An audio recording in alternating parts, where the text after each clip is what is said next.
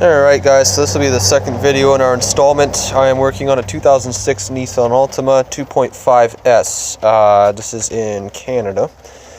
And I'm just going to talk about wiring for a subwoofer. So I haven't really been able to find much online other than forums on how to do this. So I figured I'd make a quick video. This will not be an instructional video. This is just how I routed my power wire. This is where I had the most issues. So just gonna do a quick rundown of where I went with the power wire, because this took me hours trying to find a hole in the firewall. There was nothing really in this area. I did find one where the wiring harness is way back in the left corner, but then I found when I looked at the grommet, it is completely sealed, and I did not want to cut a nicely sealed grommet. Plus you have to remove most of the dash. So what I realized after looking at a few forums and not finding any videos is best way to do this, at least in my case, you're going to run your power wire from your positive terminal. And my kit came with conduit, which is really good, and if you can find one with conduit, you got to do it. That plastic rubber coating around the outside, or sorry, plastic rubber, that's nice. So I ran my fuse underneath this here. You can see the fuse box underneath there, and ran the rest of the wire up and around. You can see the blue wire down here.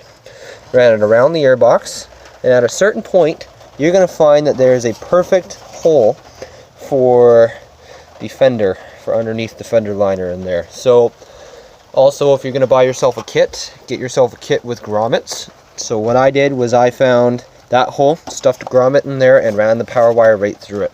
So my power wire goes directly into the fender here, and I was able to take off the whole fender liner without removing the wheel, but I'm going to tell you right now, it's a lot easier if you take it off.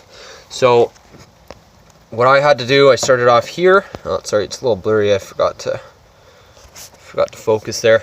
So we started off here, took off the mud flap, worked my way all the way around this fender liner. It's a lot of push clips. They are going to break very easily. My recommendation will be to use 2 flathead screwdrivers and just kind of pry them from both sides. Don't just reef on them, otherwise they're going to snap. So the most hardware that you can reuse, the better, because finding a bunch of little push clips and having to go out just to get those is going to be more time out of your day.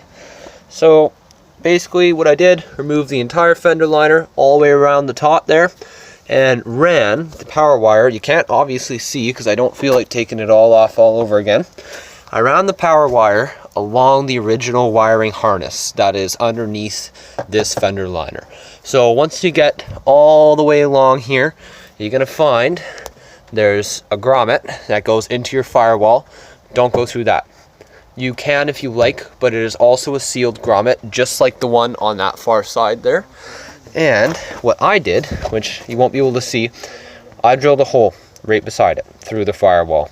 So biggest drill bit I had was a 3/8. It fit perfectly for the power wire, but you're probably going to want to use a grommet if possible, because over time vibrations can cause that power wire to snap, and you do not want to short out your electrical, obviously. So I ended up using a bunch of clear siliconing around it to seal it, and also pulling the wire back and forth a few times to get it coated in silicone as well, so it could have a bit more of a barrier to keep it from vibrating. And it was actually a very tight squeeze, so I'm not too worried about it. So I'll show you what happened when we got in the car here. So once you got that hole punched through the firewall, I basically did it about 1 inch to the left when you're looking from that way of that grommet. And it's very interesting trying to get a drill in there, but once I did it, it was fine. So there's a little peel back piece of your carpet up top here. It's all foamy, and this is where it ended up coming out, right here. So my power wires ran underneath that. You can't really see very well with the lighting. Let me just fix that a little bit. There we are. So that is where it ended up popping out, and you run it underneath the carpet here. It's going to work out really well for you. And all of this kind of plastics, you can actually find a lot of that online, how to remove them. But most of these plastics are very simple to remove. Check out some online tutorials. they are just little push pins, nice and easy to pull out. If you have one of those little plastic, not going to call it a screwdriver because it's not, it's just a little plastic lever basically to help you pull this kind of stuff out.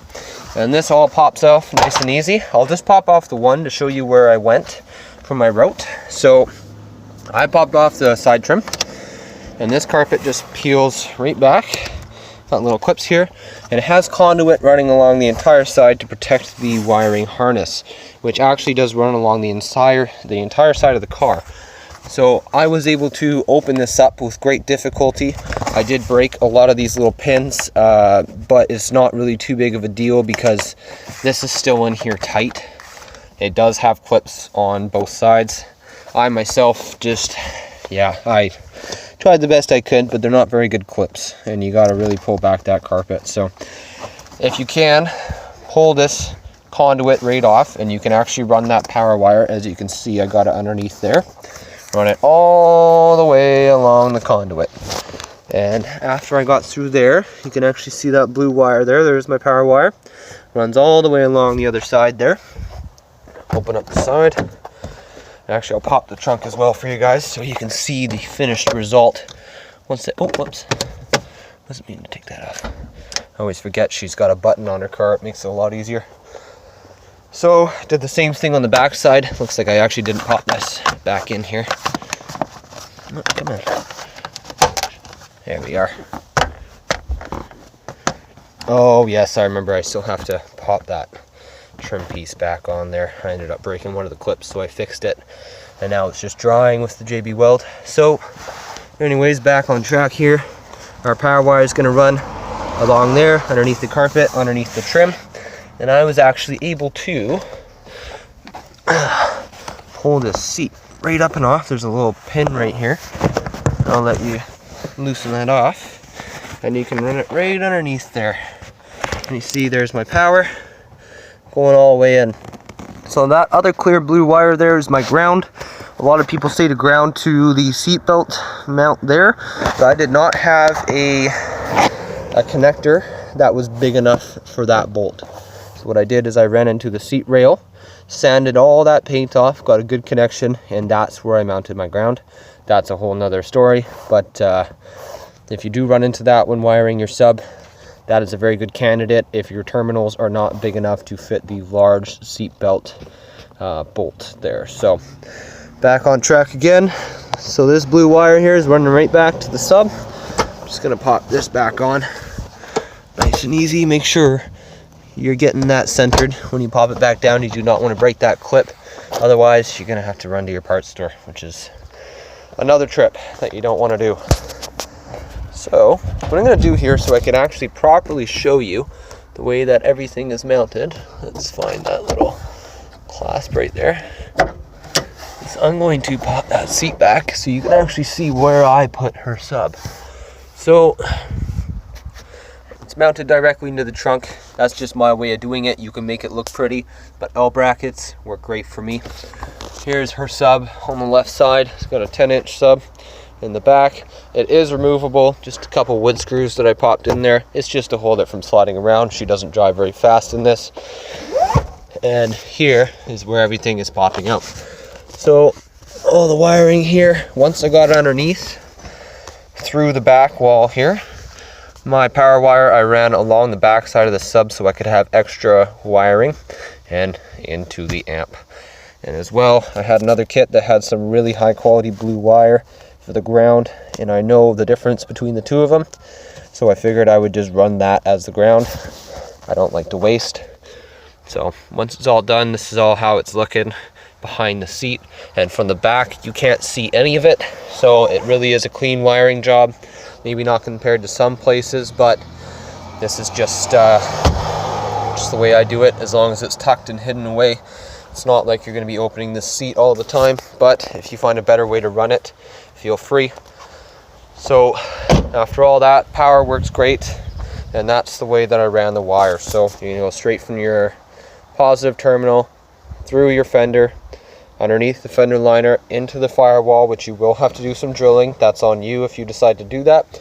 If you're not comfortable with doing any of this kind of work, including body work, trim, please make sure to consult a professional.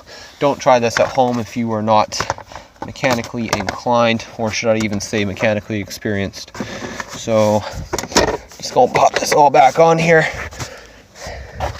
Just gonna lazily put it on so you guys aren't waiting forever. Let's just say that pops in there nice and easy. And that's how I wired my power wire. Only reason I've made this video is I've been really having a hard time trying to search up how to do aftermarket things on a 2006 Altima, and I figured, you know, it would help for some people to be able to find what they're looking for, and at least a tutorial on the harder parts of running their subwoofer. So I hope you guys enjoyed the video, and like I said, if you can't get this yourself, please don't hesitate to go to a professional. Sometimes it'll be a lot easier if you have it done right the first time and aren't spending lots of money to have it redone. Hope you guys enjoyed it, and have a nice day.